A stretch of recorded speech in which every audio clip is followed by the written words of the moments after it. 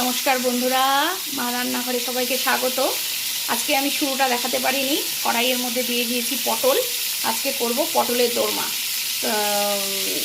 টক দই, পোস্ত, সর্ষা, কাঁচা লঙ্কা দিয়ে পটলের দোরমাটা তৈরি করব। পটলগুলো আমার হালকা হালকা করে ভাজা হয়ে গেছে, এগুলো সব এক এক করে তুলে নেব। এর মধ্যে আমি সর্ষা, পোস্ত সব একবারে বেটেছি, দিয়ে দিলাম। একদম শর্টকাট, কোনো আড়ম্বরের কোনো দরকার নেই, কিন্তু স্বাদ হবে বাম্পা। এটা ভালো করে কষিয়ে নেব। এর মধ্যে চিনি, নুন, হলুদ, সর্ষা, পোস্ত, কাঁচা লঙ্কা সব একবারে বেটেছি।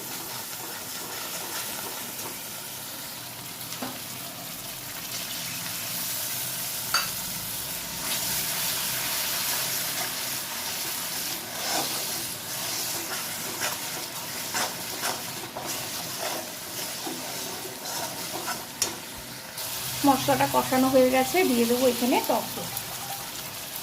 সামান্য একটু টক দই দিয়ে দেবো।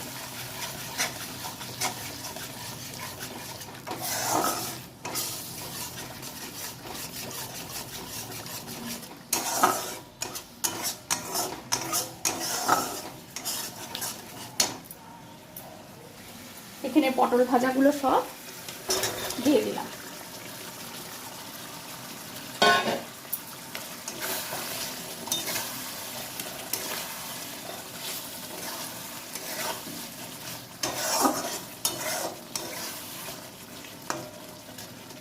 পাটা ধোয়া জলগুলোও দিয়ে দিলাম।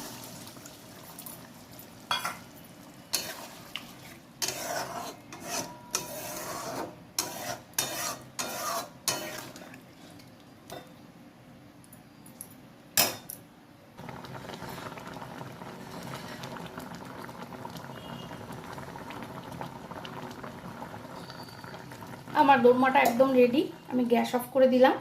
এতটা রসা আমি রাখবো। চলো এটা নামিয়ে নিই। দেখো পটলের দোরমাটা রেডি, আমি নামিয়ে নিয়েছি। রেসিপিটা যদি ভালো লাগে তাহলে লাইক কমেন্ট করো, সাবস্ক্রাইব করে পাশে থেকো। তোমরা ভালো থেকো, সুস্থ থেকো, টাটা।